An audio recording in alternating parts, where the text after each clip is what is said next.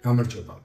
მე გიორგი ვერდატკიშვილი და თქვენ უყურებთ Microsoft Excel-ის ვიდეო გაკვეთილს ფუნქციის შესახებ, რომელიც გახლავთ hstack-ი. და vstack ფუნქცია ალბათ ნანახი გაქვთ უკვე და იცნობთ მას ჩემი არხიდან და მოდით ნახოთ ახლა hstack-ი.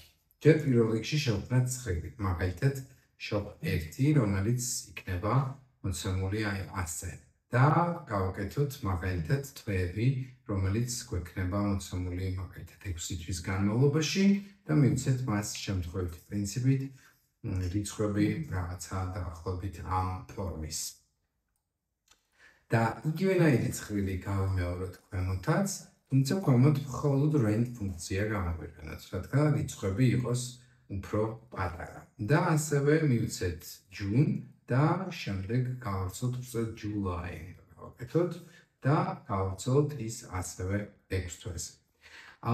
გვაქვს ცხრილი მოკლედ საბოლოო ჯამში copy paste value-თი გავაკეთოთ და ნახოთ რას აკეთებს, ჯერ გავიხსენოთ რას აკეთებს ფუნქცია სახელად vstack-ი. vstack ფუნქციაში ჩვენ შეგვიძლია მაგალითად მოვნიშნოთ is და შემდეგ ისევ is ნაწილები. და საბოლოო ჯამში მივიღებთ ერთმანეთზე გადაბმულ და აკვირდით ერთ საერთო მასივს.